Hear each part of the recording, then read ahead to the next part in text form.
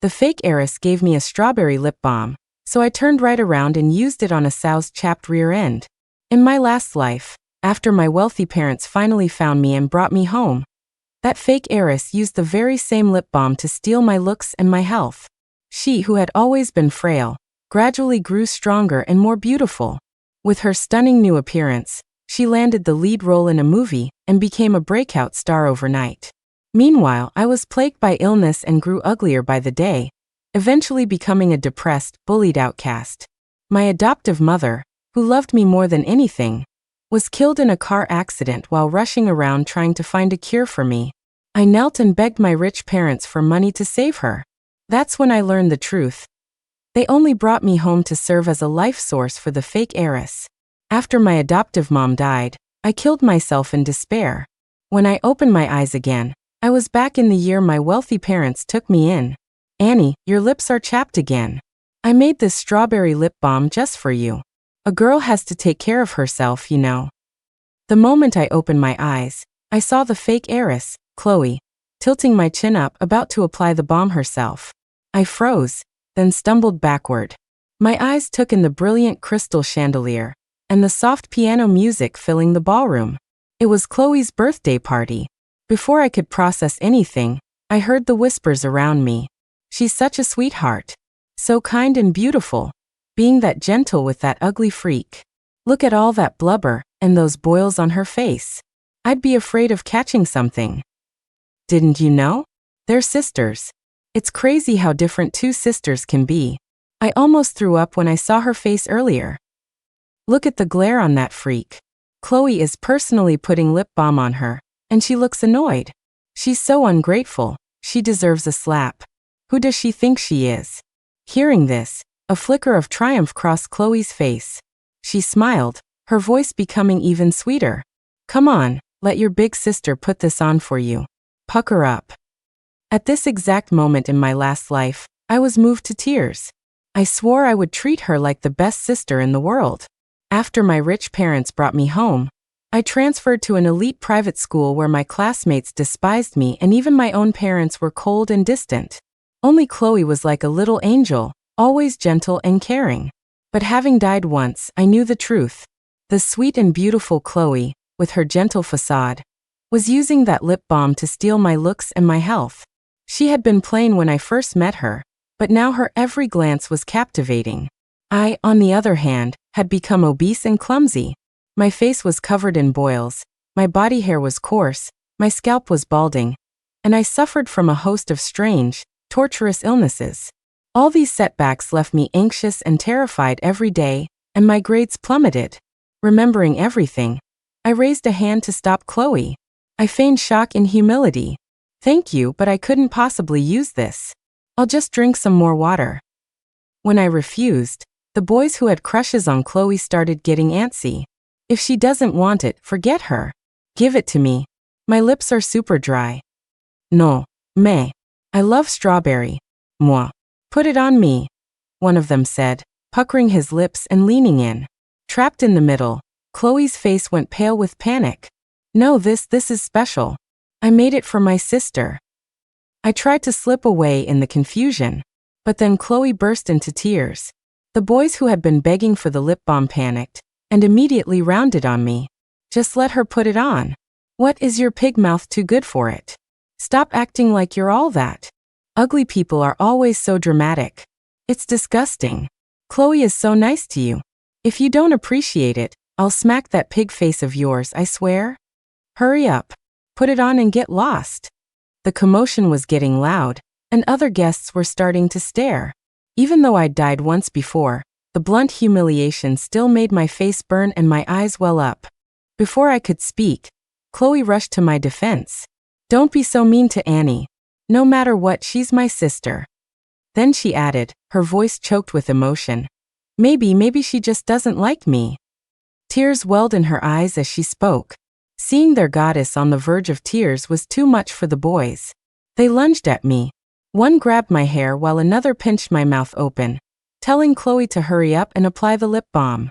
Chloe lowered her gaze, a smirk of ridicule she couldn't hide playing on her lips. But her words were a frantic plea. Don't be so rough with Annie. She'll just end up hating me more. That only enraged the boys further, and they tightened their grip. As the lip balm neared my lips, the pain brought tears to my eyes. I surrendered. I'll do it myself. I'll do it. Just then, my wealthy parents walked over with a few middle-aged men. Chloe, come over here. I want you to meet Mr. Hoffman. What's going on over there? My father asked. The boys immediately let me go, looking annoyed. They shoved the lip balm into my hand, complaining that their hands were now greasy and smelled like a pigsty, then hurried to the restroom to wash up. Chloe turned, her eyes landing on the young man standing next to the middle-aged one. He was tall and well-built, with an extraordinary presence and looked straight out of a movie. You couldn't take your eyes off him. I suddenly remembered him. He was Leo Hoffman, the most popular guy in school. Chloe blushed and gracefully walked over to them. It's nothing. I just saw that my sister's lips were a little dry, so I was giving her some lip balm. My father shot me a look, his eyes dark with a silent warning. Good, he said, turning back. Your Uncle Hoffman's company is funding a new movie. I hear they're holding open auditions for the lead actress. Are you interested? Chloe's face lit up, but she feigned innocence. Oh, me? My father nodded with a smile, then turned to Mr. Hoffman. What do you think? How's my daughter? Mr. Hoffman seemed pleased, and was about to say something when Leo spoke up. The lead role should be won through a fair competition. Besides looks, character and grades are also important. He had an arrogant air, as if he looked down on everyone. But for some reason, that attitude just made the girls around us swoon, their eyes full of hearts. Chloe tucked a strand of hair behind her ear, a blush rising on her cheeks. She turned to Mr. Hoffman with a small smile. Leo is right. I also hope to earn the opportunity through a fair audition. Mr. Hoffman, how do I sign up? Is there anything I need to know? Mr. Hoffman nodded with a smile, and casually asked Leo to help her out and exchange contact info. But Leo just raised an eyebrow. The rules are on the official website. If you can't even figure that out, you'll probably have a hard time understanding the script. In that case, you shouldn't be the lead. The cold words fell from his lips, and Chloe's eyes reddened as she trembled slightly. The next second, Mr. Hoffman grabbed his son's phone and forced them to add each other as friends. Don't mind him. He's always like this. I've got a good feeling about you, kid. Chloe finally smiled through her tears, her eyes and nose still red, looking pitiful and delicate. The adults moved aside to continue their discussion. The other students crowded around Chloe, the gossip mill churning. Oh my God, your families are old friends? Does this mean you're going to have an arranged marriage? I'm so jealous. I heard his family is insanely rich. It's more than that. His dad has invested in a ton of entertainment companies, and his mom is a famous producer. I heard Leo is already cast as the male lead in that movie. OMG, I ship it. I'm officially a fan of you two as a couple. Chloe's cheeks were flushed, her eyes unable to hide her delight, but she waved her hand shyly. I just want to try acting, to challenge myself a bit. I haven't really thought about anything else. Soon, it was time for her to cut the cake. Under a chorus of good wishes, she closed her eyes and made a wish. It was my birthday too, but no one cared. After the party ended, she realized I had already left and immediately called to check on me. Did you take the lip balm I gave you? Remember to use it every day, okay? I will. Don't worry. Satisfied, she hung up. My family didn't care where I was, they didn't even ask. I, on the other hand, couldn't wait to get back to my adoptive mom's house in a rundown neighborhood on the outskirts of town. She had raised me by breeding pigs. She was overjoyed to see me, but also flustered. What are you doing back in a place like this? It's so dirty here. What do you want to eat? Mom will know. I'll go make it for you. She wiped her hands nervously on her apron, then decided they weren't clean enough, and scrubbed them again with soap. Seeing the gray in her hair, I couldn't hold back any longer, and threw myself into her arms. Mom!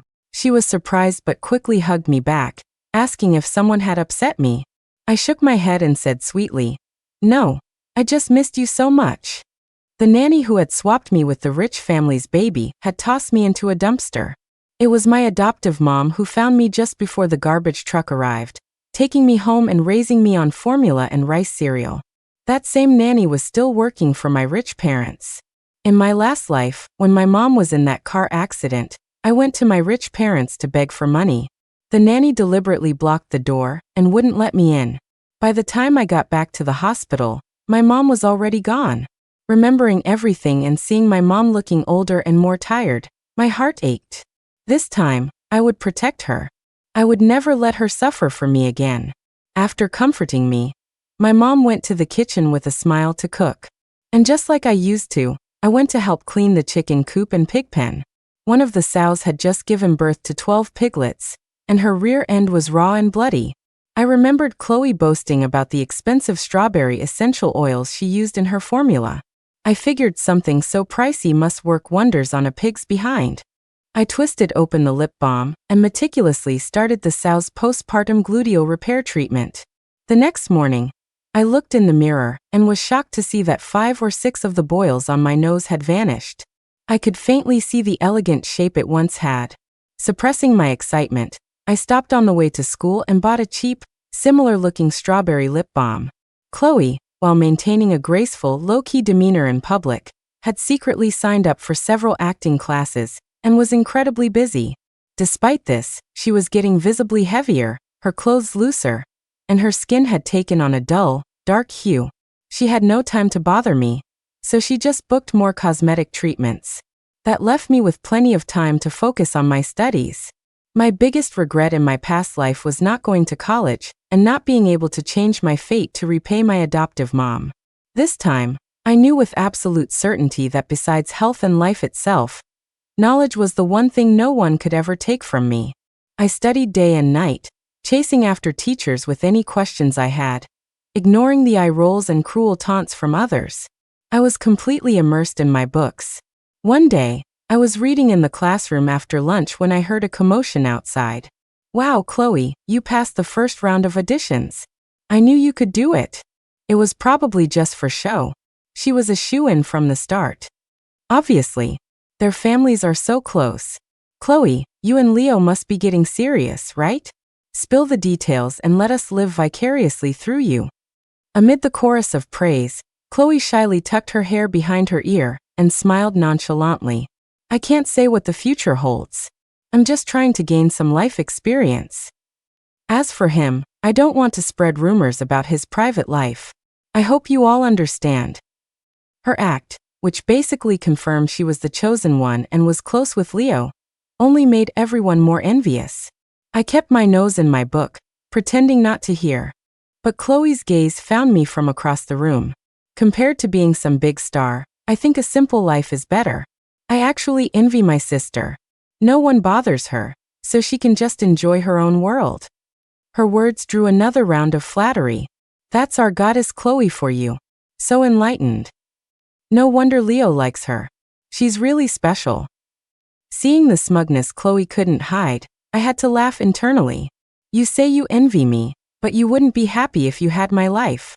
When I didn't react, Chloe walked right up to my desk. "If there's anything you don't understand, just ask me. These problems are probably way too hard for you." She looked down on me, her beautiful eyes filled with mockery. The others immediately joined in. "Not everyone can achieve their goals through studying. Someone like you shouldn't even bother trying. You'd make money faster working at a zoo." They all burst out laughing. I sat there, book in hand, completely still, as if I hadn't heard a thing. I was different from them. They had families to back them up, I had no one. But I had someone I had to protect. No matter how slim the odds, I had to keep moving forward. After making it through the first round, Chloe got even busier. The acting classes were paying off. Her performance not only caught the judges' attention, but also earned her a small online fanbase. People often saw her walking side by side with Leo. Rumors that they were dating spread like wildfire. My wealthy parents even called to remind me to be more caring toward Chloe and not be so cold and selfish. And of course, to use the lip balm she gave me so I wouldn't hurt her feelings. I agreed to their faces, but secretly, I was applying it to the sow every single day. Time flew by, and the weather grew hotter. I started wearing less and less. One day, I was wearing a hat and walking around the track, memorizing vocabulary words. Suddenly, someone tapped my shoulder. I turned around, and the person jumped back. What are you doing here? It was Chris, the dark-skinned jock who had a crush on Chloe. He reflexively pinched his nose, but when he got a clear look at my face, a flash of surprise crossed his eyes. Did you lose weight? What's your secret? Diet pills. His voice was loud and dramatic, making everyone turn to look. I calmly met his gaze. After a beat, I looked him up and down and let out a sneer. And you? Did you eat 10 gorillas? Is that why you can't even make a simple basket? Chris's face darkened. You fat pig, you're asking for it. He raised the basketball to throw it at me. In the past, when I was clumsy and weak, I would have just been a target. But now that my health was returning, I was filled with a new strength. After all, I'd been helping my mom wrestle pigs for almost 18 years. I raised my hand, caught the ball on my fingertip, and started spinning it effortlessly. My voice dripped with sarcasm. You're a failure who can't even make a three-pointer. You think you can? Let's make a bet. If you make the shot, I'll apologize. If I make it, you have to be my slave and kneel down to polish my shoes every day. A malicious glint appeared in Chris's eyes. The crowd gasped at his demand. As luck would have it, Chloe and Leo were walking over just then. Chloe had been trying to find a topic to lead Leo away. She couldn't wait to see me get humiliated. But to her surprise, Leo started walking toward me. She had no choice but to jog after him, pretending she'd just noticed me. Annie, what are you guys doing? Chris, if Annie did something to offend you, I apologize on her behalf. Please let her go. She's different from us. She's from the country, grew up in a pig pen, she's had a hard life.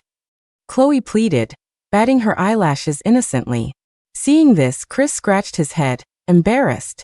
Well, in that case, I'll just... Before he could finish, I casually tossed the ball. From several feet behind the half-court line, it sailed through the air and swished perfectly through the net. Everyone's mouth fell open in a silent, "Oh." I smirked. You're right. I am different from you. Even though I'm better than you, I would never use it to force you to kneel and shine my shoes. That's the difference between you and me. Leaving everyone in stunned silence, I turned and walked away. Unexpectedly, Leo strode quickly after me. Hey, wait up. He looked down at me, and the usual coldness in his eyes was replaced by a spark of genuine admiration. Are you interested in auditioning? The crowd was shocked again. No one had ever seen the aloof Leo Hoffman initiate a conversation with a girl, let alone ask her a question like that. Chloe looked like she was about to grind her teeth to dust. She clenched and unclenched her fists, struggling to keep her composure. Leo, don't mess with her. She doesn't know how to act. Right, Annie?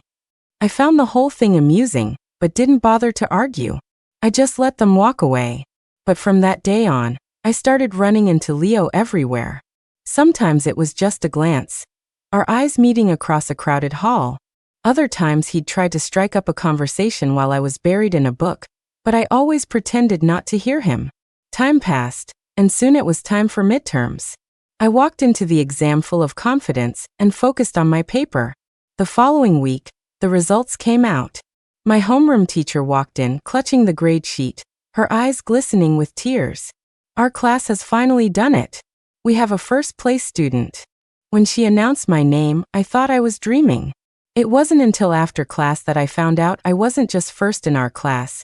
I had knocked the perennial #1 Leo Hoffman off his throne to become first in the entire grade. I was ecstatic, but I quickly calmed myself down. It was just one test. There would be many more. I had to keep working hard. Meanwhile, Chloe's grades hit rock bottom, but she had advanced to the top 10 in the acting competition. That evening, Chloe, whom I hadn't seen in a while, suddenly showed up at my mom's house. She was bundled up from head to toe and looked around with disgust, gagging repeatedly. Why weren't you answering your phone? Have you been using the lip balm I gave you or not? I feigned confusion and pulled out the balm, applying it carefully in front of her. Of course I have. Weird. Then why am I becoming? She frowned, nodded reluctantly, and then said, Dad's birthday is this weekend. Make sure you're there. She turned to leave but then seemed to remember something, and came back to warn me. Don't you dare fall for Leo. A person has to know their place. It's not that I'm saying anything bad, I'm just worried you'll get hurt. Leo's parents have very high standards for their daughter-in-law, you know? Underneath her mask, I could see her pitted skin and her waist, which had grown a size thicker. I nodded with a dopey smile. I know. After she left, I washed my face with clean water. The boils and acne were completely gone. The puffiness had subsided, and a lot of fine new hair was growing on my scalp. To avoid attracting attention, I had been carefully applying makeup every morning before school. It seemed to be working perfectly. Looking at my reflection, my old features slowly returning, I started to look forward to my father's birthday party. In my last life, Chloe loved to humiliate me at events like this. It was because of her constant schemes to make me look like a fool that my image-obsessed parents started to avoid me, wishing they could erase me on the spot. But from now on, I was going to turn the tables completely. All the pain she inflicted on me in my past life, I was going to return it to her in full. The night before my father's birthday party, Chloe gave me a formal gown. In my last life, she publicly accused me of not only stealing her dress, but also deliberately cutting it to expose my waist in an attempt to seduce wealthy businessmen. My father slapped me in front of everyone and threw me out of the party. The truth was, I had never worn a formal gown before and didn't know if the holes were part of the design or not. Seeing that dress again, I couldn't help but clench my fists, not in anger or fear, but in excitement. As night fell, I arrived at the ballroom wearing the modified gown, a wide-brimmed hat, and a thin veil. The moment people saw me, the whispers began. I heard this Annie girl is the nanny's daughter, not a real member of the family. The Grants kept her around out of pity, sent her to the best school, gave her everything, and this is how she repays their real daughter. You'd think someone that ugly would be more humble. You really can't judge a book by its cover. Confused, I looked up and saw someone in the front row watching a video on their phone. The woman in the video had a monstrous expression as she screamed at someone, demanding to know why they wouldn't get out of the Grant house. She was so agitated she looked hideous, and she even scratched the other person's face. The camera panned to show deep, red scratches on Chloe's face. Off-screen, my voice could be heard in a low, seething growl. Bitch, Leo is mine. Now that I've ruined your face, let's see you try to compete with me again. It wasn't just that phone. Suddenly, it seemed like everyone in the room had received the same video. No one said anything to me, but they all looked at me like I was a monster, their eyes filled with disgust and contempt. No wonder Chloe had been so insistent that I come to the party. Of course she had something planned.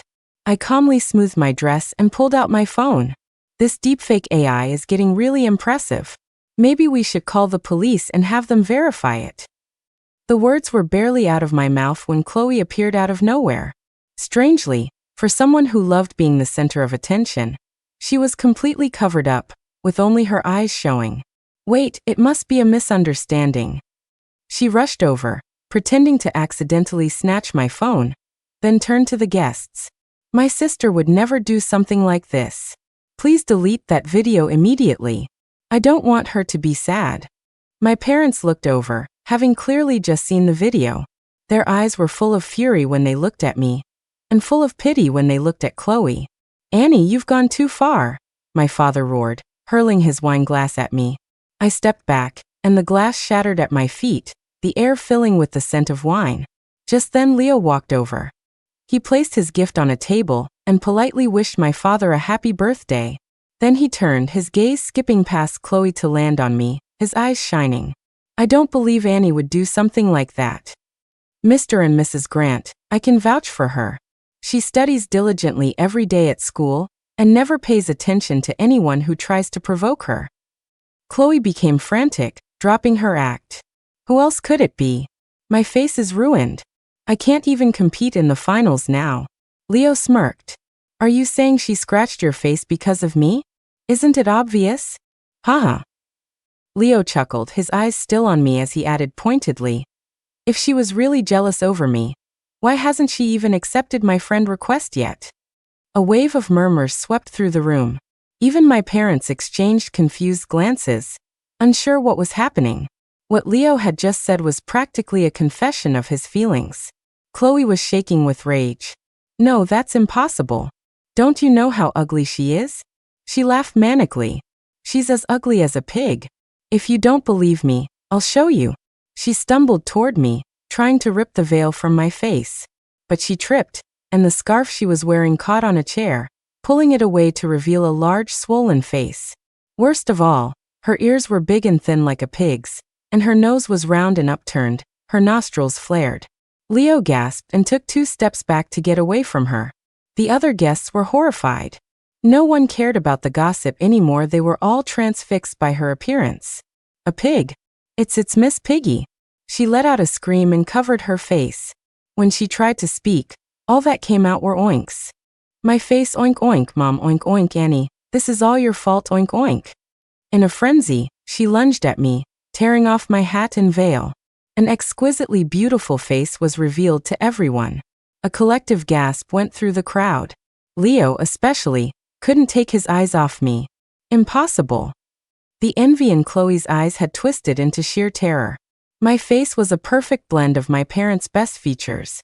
My parents stared, wide-eyed, seeing reflections of their younger selves in me. There was no doubt now. I couldn't possibly be the nanny's daughter. More importantly, compared to the malnourished, sallow girl I was when I first arrived, I was now well-fed, my skin fair and smooth, full of collagen. I was even more beautiful than Chloe had been at her peak.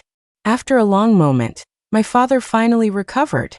You have to admit, sometimes beauty has its perks.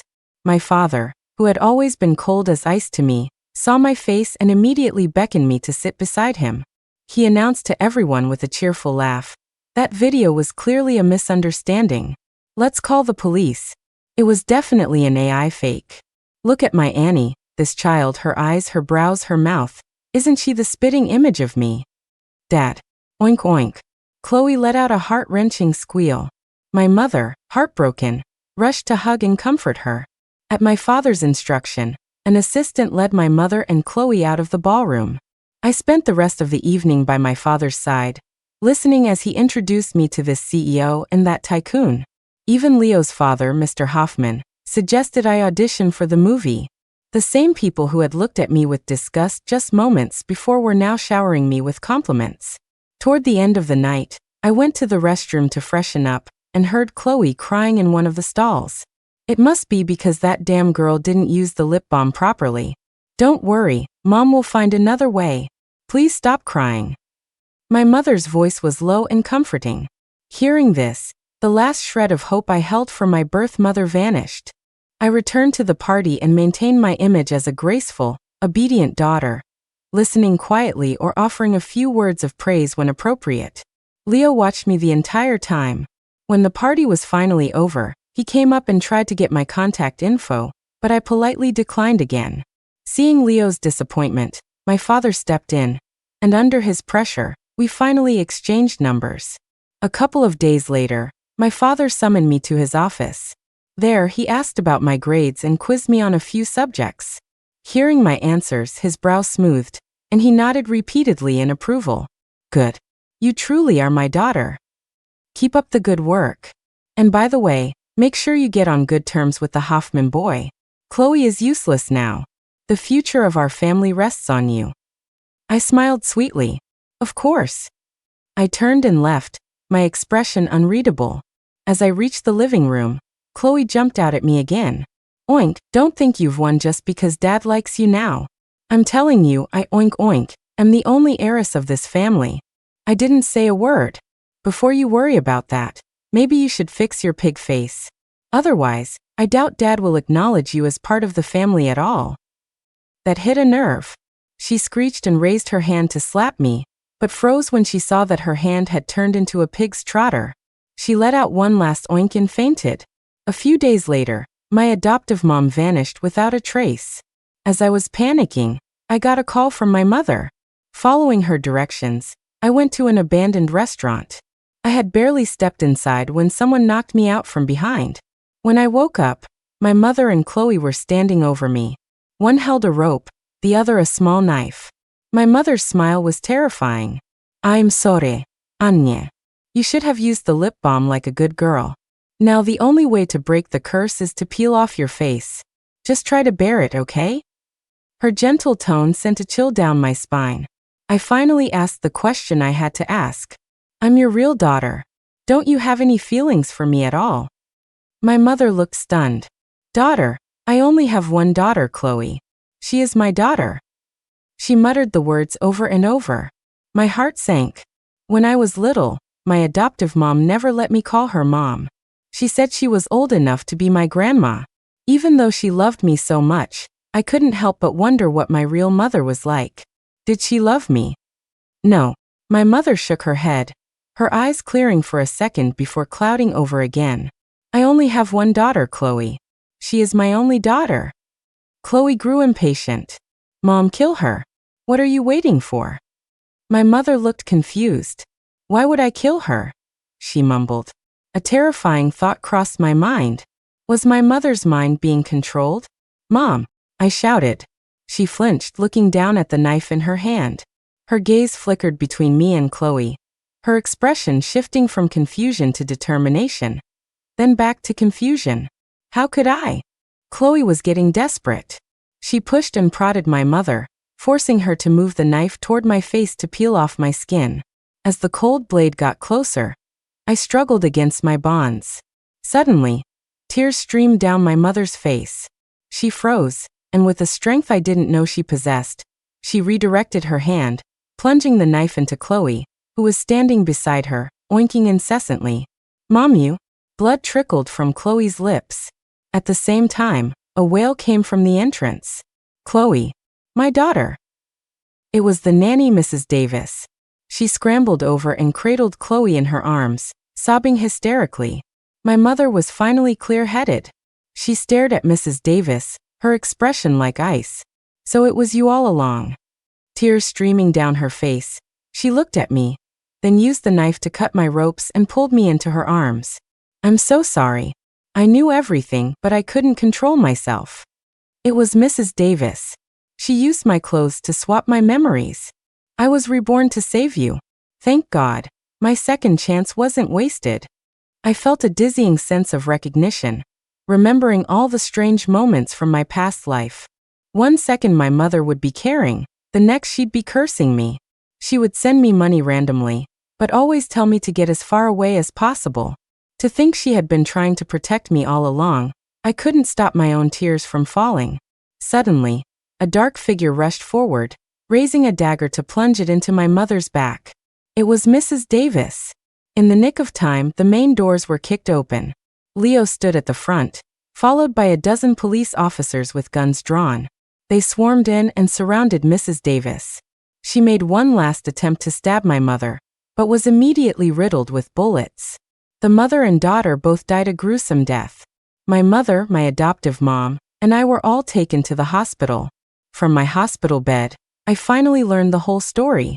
7 years after I was switched at birth, my mother discovered that Chloe wasn't her biological daughter and started searching for me. My father, however, didn't care. He had several other families on the side that he kept hidden from my mother. It didn't matter to him who the official Miss Grant was. The true heirs to his fortune would be his precious sons. To keep his affairs secret, my father had hired Mrs. Davis, who practiced a form of witchcraft. He knew she had swapped the babies but turned a blind eye. When my mother wouldn't let it go, he had Mrs. Davis use her powers to alter my mother's memories. It wasn't until Chloe developed a strange illness and was given only a year to live that Mrs. Davis took a desperate step.